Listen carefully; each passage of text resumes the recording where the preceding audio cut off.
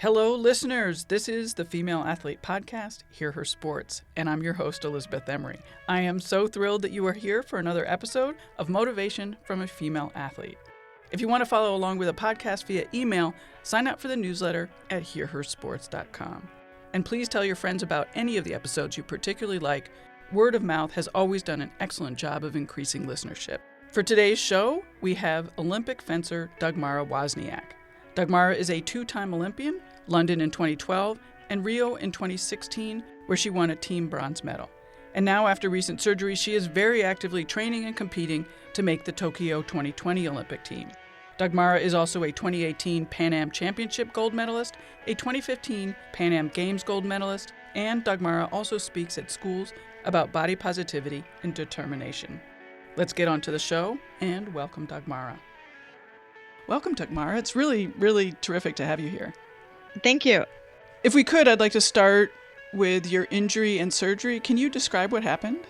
Yes. So the surgery that I had to go through was kind of like a corrective thing. It's just, unfortunately, a lot of chronic issues throughout the year. So it wasn't like, a bad fall or a one-time thing. It was just overuse injury, I think is the best way to describe it. And eventually no amount of rest or rehab could really help alleviate the pain. And we had to decide on surgery. And what was the surgery? It was on my ankle. It was a osteotomy where they actually took out, I think, a small slice of my heel bone and moved it forward in order to allow the Achilles to not have so much pressure on it. Is this sort of a normal fencing type injury?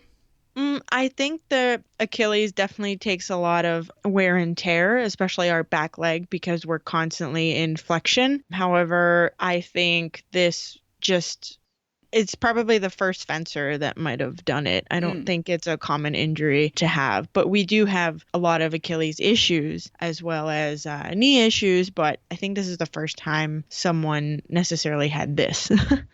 What was it like being injured, especially since the Tokyo qualifiers are coming up? I mean, obviously not ideal. Sure. But, I think that's just the life of an athlete. And if we expect everything to kind of just be, easy peasy and, go with the flow, then where is the glory in that? I mean, obviously winning is great, but I would feel like the true embodiment of being an athlete is, picking yourself up after hard times, be it a fall or an injury or, or a bad result. So obviously, like I said, it's not ideal timing, but I knew that this is unfortunately something that I needed to go through. And it can also give me an opportunity to strengthen other things. Well, it seems like you bounced back really quickly. I would hope that I would bounce back. I mean, I definitely have been, I guess you could say, back at practice and even in competition sooner than was expected. However, I kind of set a goal for myself and made it a priority to get back as soon as possible. Am I in the best shape and, in terms of injury level? No, but like I said, that's the whole process, and the fact that I've been able to be back out there and fencing and practicing, it feels good.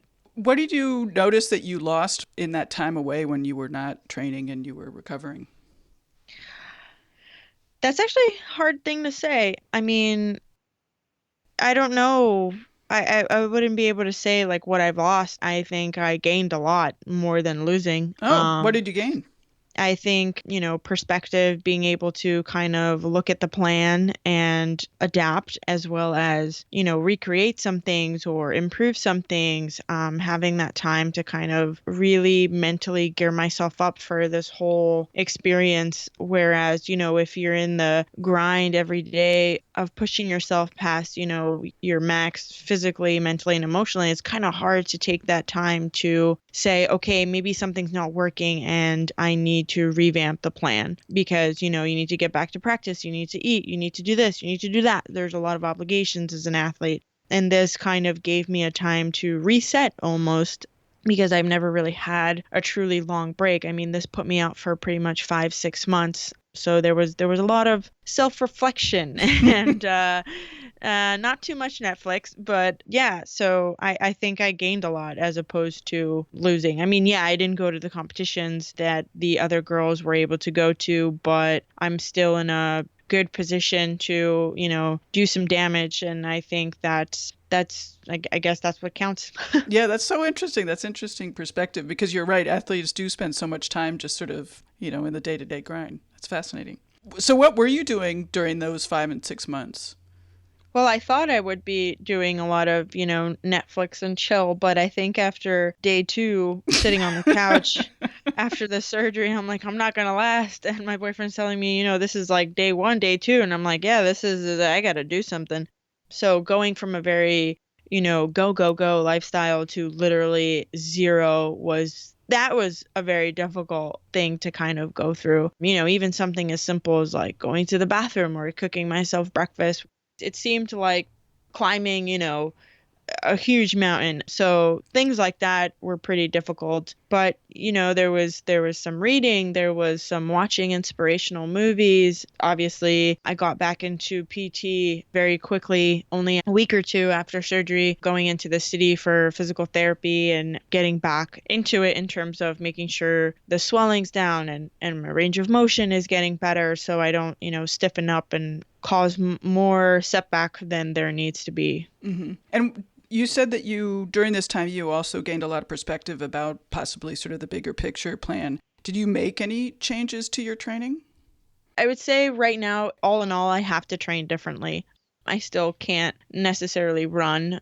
Sure. So in terms of even a warm-up, it's completely had to be revamped and changed in terms of how I prepare myself for a practice, even building the stamina to stay in for full practice. So there's been building blocks that I've had to kind of go through in order to even get to, the nitty-gritty full-time practice amount, making sure I'm warming up differently. There's more exercises that I need to do in order to prepare my body for what I'm about to put it through.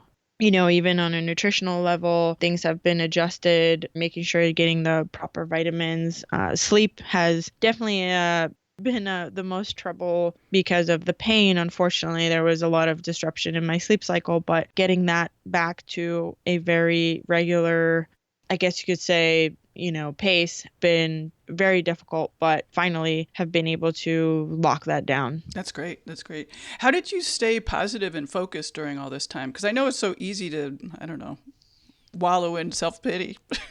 Right. I mean, don't get me wrong, there are still bad days, but I think it's just a matter of like what you do afterwards. I mean, we're human, we're allowed to feel sad or overwhelmed or even defeated, but I think what's really important is that next step that you take, and that's, shaking it off or analyzing it and saying, okay, I think this, but what's the reality of it? So more of like a stop thought therapy, bringing back what is realistic and what is actually going on. I'm starting from scratch. I can't do this. Okay, so well, I'm not starting from, 0. I have a lot of experience under my belt. So, I've been through 2 Olympic Games already, and I've been through injuries before. Even though this was my first surgery, I've gotten myself back and I can do this. So I think it's the talk that you give yourself post feeling bad to kind of shake it off and put one foot in front of the other. And I think if I tried to think about qualifying or getting every time a competition was coming around, if I really focused on that, then I don't know how positive I could have stayed, but taking it, day by day, week by week, that was kind of my focus, what was going on in that point in time. The pain has shifted so much in terms of where it is, how it feels, even me walking. So I had to focus on, the smaller things in order to kind of get myself through it. I've been thinking a lot about limits lately, and it sounds like you've done a really good job at sort of working within your limits, knowing them and doing what you can given those. Yes, I think we just need to be realistic. I mean, obviously I want to get back into it and get back into shape, but I mean, me going to run for 10 minutes, that's not realistic. So I can't get upset about that because that's not, part of my workout, or even if that was before, I need to adapt to what's going on with my situation. And I think that when you can achieve, those little goals, then it kind of puts things in perspective and you say, okay, like I have not necessarily limited myself, but I'm being realistic in what I can do and what I can't do. And once that has been maximized, then we can push it. Then we can go to the next level. Right. And I do want to point out that very recently you placed 7th in a competition. So it's not like you're sitting on your rear end, not doing anything. Yeah, it was a great experience. I mean, it was my first real competition back, and there were a lot of ups and downs during the day, but I just, I tried not to put expectations, and I just had to first see what my body is capable of. I wasn't necessarily sure how it was going to take the competition. Sure. And the load and all that. And then the concrete floors, that definitely didn't help. So I think it was not even testing the water. I threw myself in there, but figuring out like, okay, what are my physical limitations in terms of that day? Right. So let's talk a little bit about the kind of fencing you do. Why did you choose saber? Why did I choose saber? I didn't necessarily choose saber myself. I remember when I started fencing, I started off épée, and then my coach kind of said, well, I think you're a little too aggressive for épée. Let's try to put you in saber and see how you do. And I mean, that was really very early on when I started. So made the change pretty quickly. And yeah, I just kind of stuck with it ever since. I didn't ask questions when I was a kid. My parents told me to do this, so I kind of did it. I just found something that I liked. I did karate before that. I did some gymnastics, and when they were like, hey, we're going to do this, and I'd be like, okay, and then they took me to a fencing class, and I was like, okay, I have to hit other kids, and they're like, yeah, and I'm like, okay, that's fine, so kind of fell into it, and it wasn't a matter of like I was in love with it and I was so captivated by what it is. It was something to do, and I liked being active, and I just stuck with it. So saber is more aggressive than the other kinds? Maybe not necessarily more aggressive, but in terms of how it happens, we have to establish the right of way. Foil has that too. Épée, you can kind of play the time out a little bit longer and then you strike. But with saber, it's like it's a game of war. I need to cover more ground. I need to show the referee that I am the aggressor. And if I hit you faster and I've covered more ground, that shows that I'm the aggressor. So that's me winning the right of way, me winning the attack. So there's that aspect of aggression, I would say. I've talked a lot about women and aggression on the podcast because sports is a really great place and one of the few places that women can be aggressive. Is this something that you think about, being aggressive and having the opportunity to do that in your sport? I mean, it definitely gives me the opportunity to be aggressive. I just hate that there's like, I don't know, some kind of negative connotation about that. I mean, Sure. When you see female like tennis players like slamming the ball and letting all that aggression out, it's like, ugh, like why is she grunting? And I'm like, because she's like, I don't know, she's in it, she's serving hell, like I mean, so it's the same thing with saber fencing. Everyone's like, why are you always yelling? And I'm like, because I guess you can't explain the feeling you get of that tension that builds up and you just need to let it out. And sometimes it comes a little bit more forceful because, you're trying to show that you're the aggressor. But I don't know, it seems so natural. Even if I play like volleyball, I'm like grunting and all over the place. I've been told that I'm a little bit too intense, but I find common ground with other athletes, other fencers. Like when we play sports together, that competitive nature comes out and it's something to be appreciated. And I do feel that, athletes, at least most of the successful and strong athletes that I've seen, female athletes, have carried that into their everyday life in terms of what they do, their public speaking, or like the things that they go after. It just shows that they're in it and they're aggressive and they're not afraid to show that they feel like they're capable and strong, which I think is amazing. Yeah, and I love that phrase, they're in it. I think that's very apt. Yeah, terrific. What makes a good fencer? What qualities? What makes a good fencer? I think someone who can capitalize in the moment. There's a lot of, oh, I could have done this, I could have done that. But I think what separates top athletes from the rest is people who don't have that conversation afterwards but can manage that within seconds when it counts the most. So it might be that they're down or that they're just crushing someone. What's the next thing that they're going to decide, and solving that problem and being the person who's on top. That to me makes a very successful fencer. I mean, you have obviously, skill and tactics and speed and all that stuff, but stronger, faster, harder doesn't make you necessarily a champion, especially in this sport. So I think people that really capitalize on that moment of right here, right now, I'm making the right decision to destroy you is what separates the best from the rest. Are you good at making decisions off the, I don't know, outside of fencing? I think so. I mean, I think that there are some moments where there's a lot of self-doubt, but I think fencing has definitely taught me how to be a stronger representative of myself and what I stand for. I'm more on the quiet side. At least I would think so. But yeah, I mean, I think there's a lot of things that don't, I guess you say, distract me. When I'm out there, I'm just trying to focus on that. And I like that my life centers around how can I make myself better? And not just in fencing, but other things as well. Sure. Well, let's talk a little bit about your training. What are the important components of your training? Well, right now, definitely an important component is rest and recovery. Unfortunately, I'm not 18 anymore. So those it does make a difference. Oh, it makes a huge difference. Now I know what my mom was talking about, but no, I mean, I think just in terms of the extra mile, not only am I pushing my body to, do things that it's not normal to do, but also I'm still healing. And that is, I think, what I need to also focus on the most. So there's definitely, pushing the limits when it comes down to these next 2 months for me to kind of get myself back into it, or, get myself to the top. Ready for the next competition, but also there's getting adequate sleep and hydrating and all the things like that. I mean, I'm practicing in the city about 4 to 5 times a week, and I would like to eventually up that, but right now I'm trying to, again, not cause more problems than I already have right now, and not angering anything or the injury that I have now, or not injury, but post surgery. And then there's also one-on-ones with my coach. There's watching inspirational documentaries that I think are very helpful because they really put you into, that competitive mindset. Like, okay, like I can do this. What's the last inspirational documentary you watched?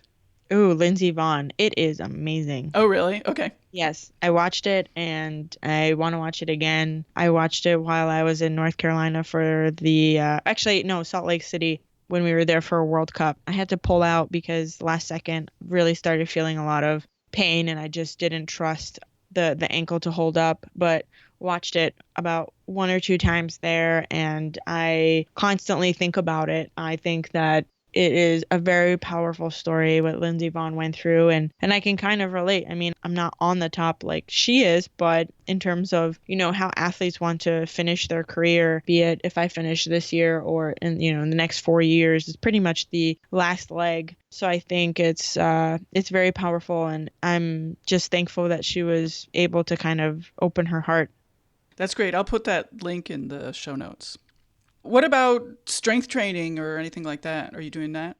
Yes, strength training is pretty much every day. I try to focus on different body parts. I'm lucky that my strength coach is also my boyfriend. So even when we're at home, we're talking about stuff or we're trying to adjust stuff or, we see how my body responds and then we kind of kick it into high gear the next day. We're still working with some impact stuff, some jumping, but using pain as a factor of how hard we can push. Sure.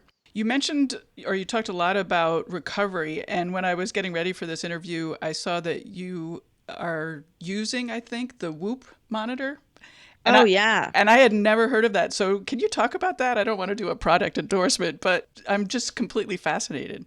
The thing is, I am all for product endorsements, but things that I actually try and like. So like everything that I've ever, talked about is something that I've used and I've researched and I stand by it. And the Whoop, what's awesome about it is that it looks like a watch, but it's a bracelet.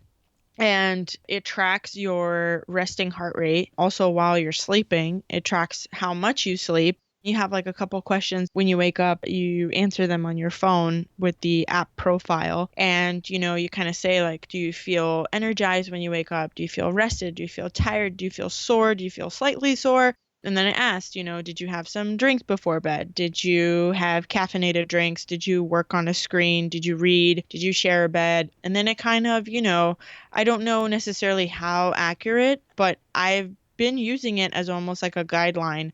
And then it tells you, how much load you've taken in or how much stress you've put on your body, and then taking into account how much you've slept. And then it says if your body is prepared for strain. So there's been times where I wake up and I feel super sluggish. And, the first thing you would say was like, oh shit, I don't think I'm going to go to the gym. Like, this doesn't feel good. I might be getting sick. But then, it's told me like, despite you might not feeling well, your resting heart rate you're able to go to the gym and take the strain, even though you don't necessarily feel capable. Then there's some days where I did not recover well. And, it tells you like, get them to the green. That's kind of like their theme. Obviously, the higher it is, the more green it is. And midway is like yellow. And then when you're in the red, you've done something wrong.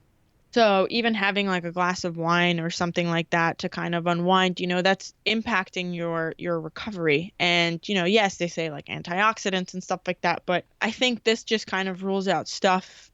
You're not leaving anything to chance. So, that, okay, having this or having that, or maybe I didn't get enough sleep. Now I've impacted my recovery. And if you have a long streak of doing that and your performance goes down, then you can kind of tell, okay, this is where I've messed up. And for me, I initially got it because I wanted to see how much deep sleep I was getting throughout the night, because I definitely have had a lot of disrupted sleep for unfortunately several years now, but it became my focus. And I said, okay, how am I gonna switch this? And then because it's on you all night, I wear it 24/7 and I make sure like the battery never dies. I get a good reading of what my body is going through. So, I mean, it's little things. Again, I don't know how super accurate it is. It does act as like a heart rate monitor, and it can tell like when my heart rate goes up when I'm at practice, and then it says like an activity has been recorded. So then you can go in like, hey, I was practicing. Hey, I was working out here. So I don't strictly go by it, but I definitely use it as a guideline to kind of help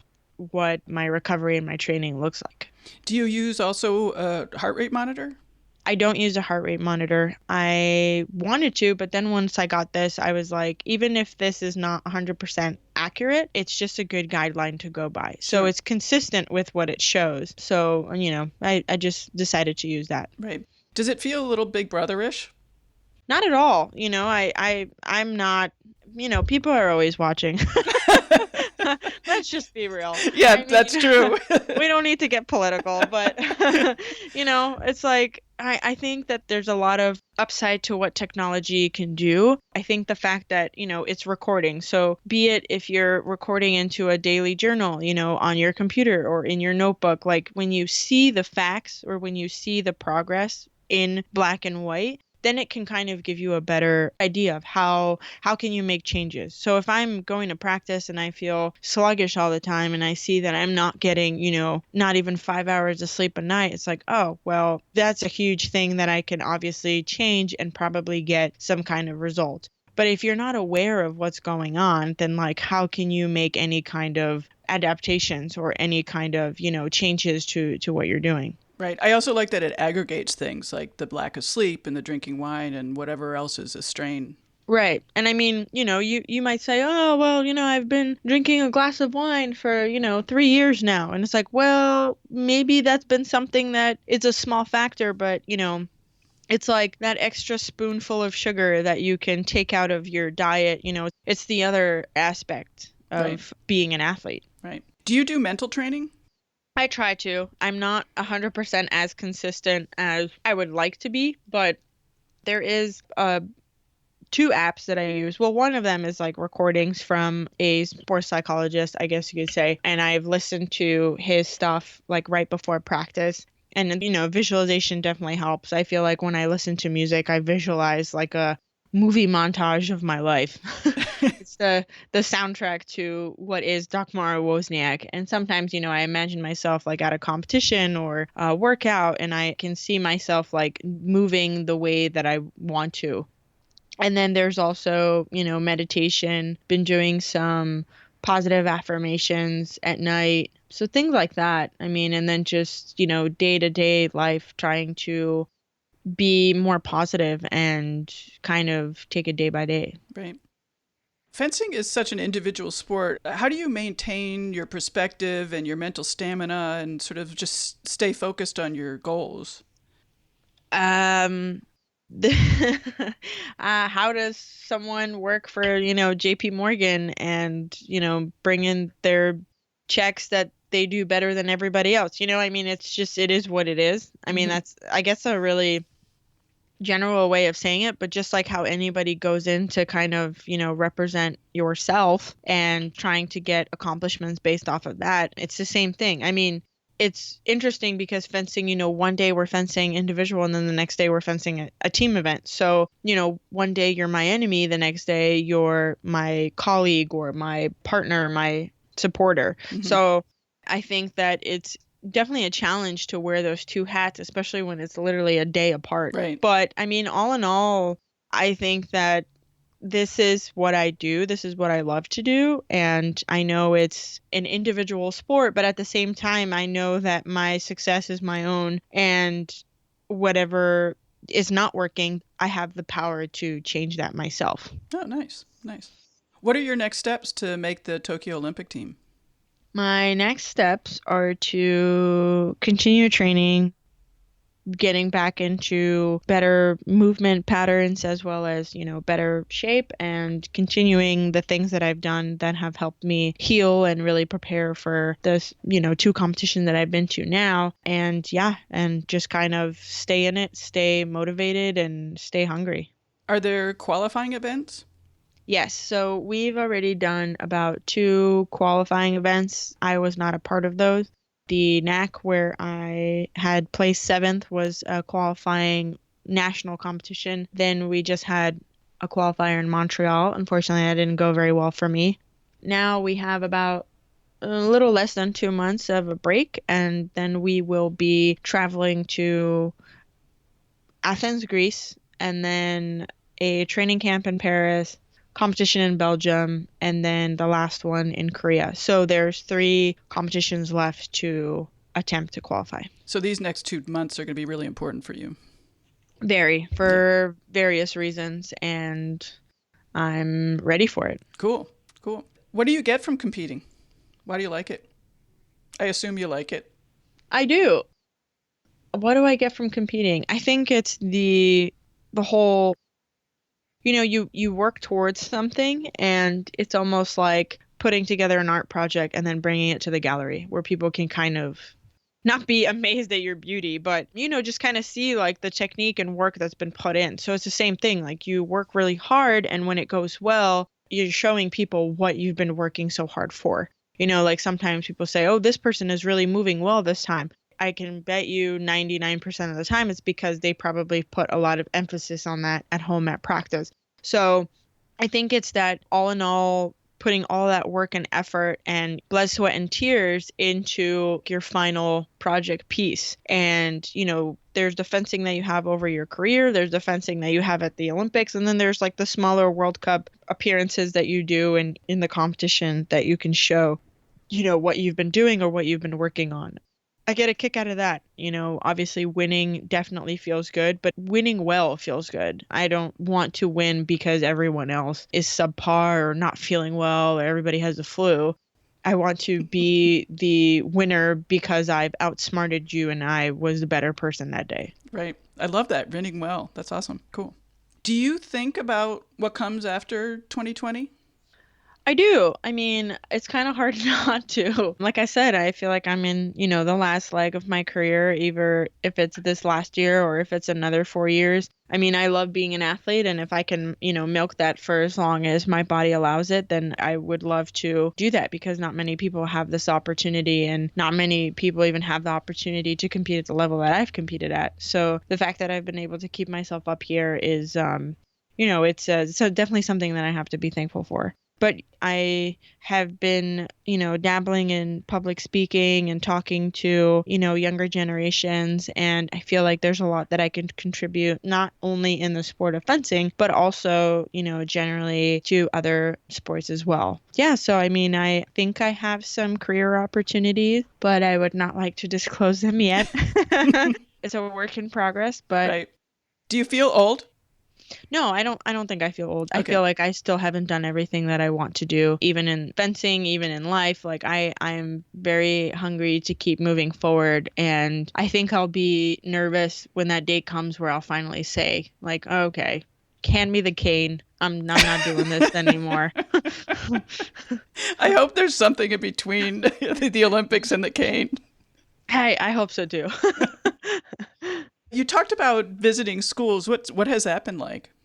It's such a rewarding experience. I mean, there's definitely times where, I don't know, it's kind of, I'm not one to gloat and say, oh, I'm an Olympian, but I know what it's like to come from, a small school, kind of not in a big city and small town where maybe like not a lot of things happen, and kind of feel the like, am I good enough to do this? Like immigrant parents, and kind of growing up where, you work hard and that's when you'll be, I guess you say repaid in terms of the things that you can achieve. It was a very like, I almost want to say like play it safe type of mentality, and just keep your head down and do the work. And I know what it feels like to kind of be stuck in that, I don't know if I can make it out there. I don't know if I can do it, but to reassure so many kids that like it is possible to do it, as well as, I've been told a lot of negative things when I've been growing up, that I'll never make a team, I'll never make another team, I'm too big for this, like why did I even think that was possible? All those negative things, despite me taking them in and it, really stinging, I still think I somehow just kind of locked it down somewhere and, persevered. And maybe it doesn't seem like big goals to people, but for me, it was something that, if I had listened to them, I definitely would not be where I am today. And I don't want kids to feel that way. And I know what it's like to then hear all those negative things you say and then internalize them. And then you start saying them to yourself. And that's the last thing that you need. You're supposed to be your best friend. You're supposed to be the person that, lifts yourself up. So when that person's gone, what do you have left? And, when I even have like, those one or two students that kind of stop me afterwards and say like, I can't tell you how much, like, I loved hearing your story, and like this happens at home, or this is something that I've been struggling with, then all it takes is just to kind of feel like you inspired one person. It's so powerful. Sure. When were you told that you wouldn't make a team? I definitely was told that I wouldn't make a team when I was trying to qualify in 2008. So I got the spot as a replacement athlete. And then, I know a lot of people were like, yeah, well, she qualified as a fourth, but like, she's not going to fence. Like, why is she? And then, yeah, when, the moment happened, my team actually got bronze. And because I didn't compete, I wasn't allowed to receive a medal, nor was I really labeled as an official Olympian. But I was sad, like there's things you can mentally prepare yourself for, but then when they happen, like it still hurts. Right. And, I was upset, and people were like, why is she so upset? And then it was a matter of qualifying for London, and they're like, yeah, maybe she qualified in 2008, but like she's not really going to qualify now. And it's like people always find a reason to talk. And I have to say, like, the best person that kind of put it into, I guess you could say, the right way to, in a nutshell, is Brene Brown, when she says, if you're not in the arena with me and you're sitting on the sidelines, then you have absolutely no, merit to judge me and say, like judging from the sidelines. Right. And I think that that's exactly what it is. If you don't understand what goes into trying to qualify for a team, or even someone wanting it that bad because you've never even attempted to do something like that, and it doesn't even have to be qualifying for the Olympic team, someone trying to get a job that's like completely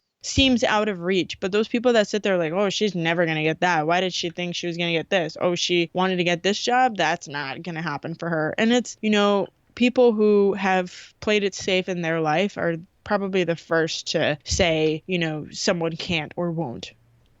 This goes back to what you talked about in the beginning of just being in it. Right. Yeah.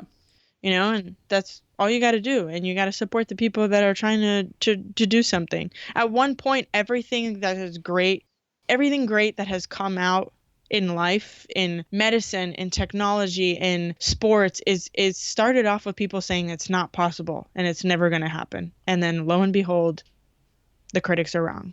Right. Do you talk to girls about body image? You mentioned that people have said that you were too big. Yes, I've definitely talked to girls about body image, and I feel like that's something I might touch upon, in my Instagram, because it's like my way to kind of relate. And I have to say, like, the body positivity movements that have been coming out, it's something that's very powerful. And, I can relate to that. I've been told that I'm overweight my whole life. And every time it's like, I might get a little bit heavier. And maybe I'm heavy now, but I wasn't heavy before. And so many people told me so many negative things before that. I think I'm an advocate for saying that I am struggling with, the way that I look and accepting myself, but it's something that I try to appreciate every day. And I don't have to look a certain way to be successful or to be loved. I have an amazing boyfriend. I, have amazing family and friends. Being skinny is not going to bring me happiness. But I mean, are there things that I would like to improve? Yes, but I look at it as, my body is a machine. So how can I make it run more efficiently? Not what do I need to do to make it look better? Right. And it doesn't mean I'm going to perform well. So for me, performance is more appealing than the aesthetics. And it's great to have, role models. Like I've always looked up to someone like Ronda Rousey, when she was really in it, and like Serena Williams. Like these are women that are so just, it seems like they don't give any kind of bleep for what people think, So I appreciate having strong role models like that, appreciate themselves and are not being torn down by like what people have to say. Even like supermodel like Ashley Graham. I mean, I don't think it should be an issue, but I mean, I am shocked how much it comes up. And, even in the fencing world, there's a lot of young girls that have come up to me to ask, how do they deal with someone saying this about them? Or how do they deal with someone saying that they need to look a certain way? And, it breaks my heart. Yeah. I wish it was something that would just kind of like phase out and would not be relevant anymore, because I know, how I can put myself through feeling horrible about being, a certain size. The last thing I want is someone who's like 13, 14 to feel that way. When you're older, you have a way of kind of saying like, okay, maybe I'm not really happy about this, but the realistic, situation is, okay, like I can work on it. And that's something that I'm going to change because I want to change myself. You have that kind of, self-appreciation and self-reflection, but it's also like a feeling of self-control. But when you're 13, 14 and you're still trying to figure out who you are, the last thing you want to deal with is what people think and how you should be a certain way because of, again, society or, whatever your coach says or your parents or, whatever the external influence is coming from. Or now Instagram. I mean, Instagram has really made so many people depressed. And I mean, it could be such a powerful tool for so many things. But I hate the negative side of it, where we can edit our photos and there's no way to tell. And people are idolizing these unattainable aesthetics that just don't need to be there. That's not what's important in life. Right. Sports is a great way to, as you said, to think of your body as a machine and not worry so much about the aesthetics. Right. Yeah, that's great. Well, this has been terrific. Is there anything that I didn't get to that you want to talk about? No, I think we covered everything. Maybe not everything, but a lot of good stuff. Yeah. Well, thank you so much. Really, this has been a real pleasure. Thank you. I appreciate it. Thank you so much for having me. Once again, another terrific guest. I hope you liked it too. And we'll share it with all your favorite women and sporty friends. So many of the words from these women are not only for athletes. Head to the show notes at hearhersports.com for links to Lindsey Vonn's documentary, Whoop, and Dagmara's meditation app. It is always terrific to hear from you guys, so send an email to elizabeth@hearhersports.com or call our hotline at 725-BE-BADASS. That's 725-222-3277. Our stellar design is by Agnes Studio and music by the band Goldmines. Until next time, bye-bye.